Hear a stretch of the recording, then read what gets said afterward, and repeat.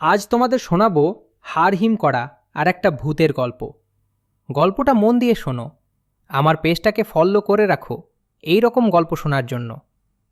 চলো শুরু করি আজকের গল্প, শিমুলতলার ডাইনি। গ্রামটার নাম নয়মপুর। চারদিকে ধানক্ষেত, মাঝখান দিয়ে সরু মাটির রাস্তা, আর গ্রামের একদম শেষে একটা পুরনো শিমুল গাছ। লোকেরা একে বলে শিমুলতলা। দিনে কেউ তেমন ভয় পায় না, কিন্তু সূর্য ডুবে গেলেই কেউ ওই পথে যায় না।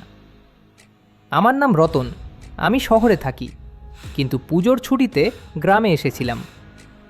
ছোটবেলা থেকে শিমুলতলার গল্প শুনে এসেছি। বুড়োরা বলে ওখানে রাতে এক ডাইনি ঘোরে, সাদা শাড়ি, খোলা চুল, ডাক দেয় মানুষের নাম ধরে।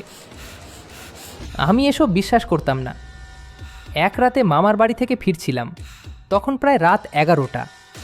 রাস্তা ছোট করে নিতে গিয়ে আমি ঢুকে পড়লাম সেই শিমুলতলার পথেই। চারদিক অদ্ভুতভাবে চুপচাপ, পাখির ডাক নেই, ঝিঁঝি পোকার শব্দও থেমে গেছে। হঠাৎ রতন! আমি থমকে গেলাম। কে ডাকলো? রতন, এদিকে আয়।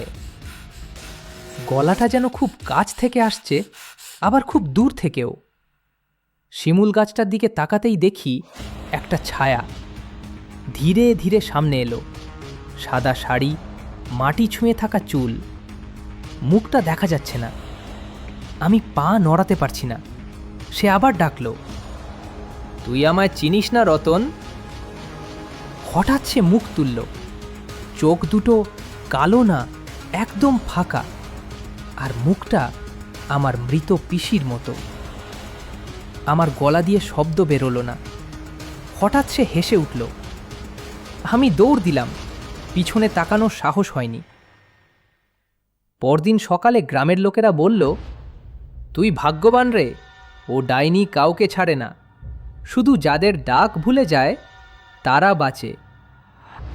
আমি তখন বুঝলাম সে আমার নাম জানত, কিন্তু শেষ নামটা জানত না। আজও রাতে ঘুমোতে গেলে মনে হয়, রতন, কেউ যেন আবার ডাকছে।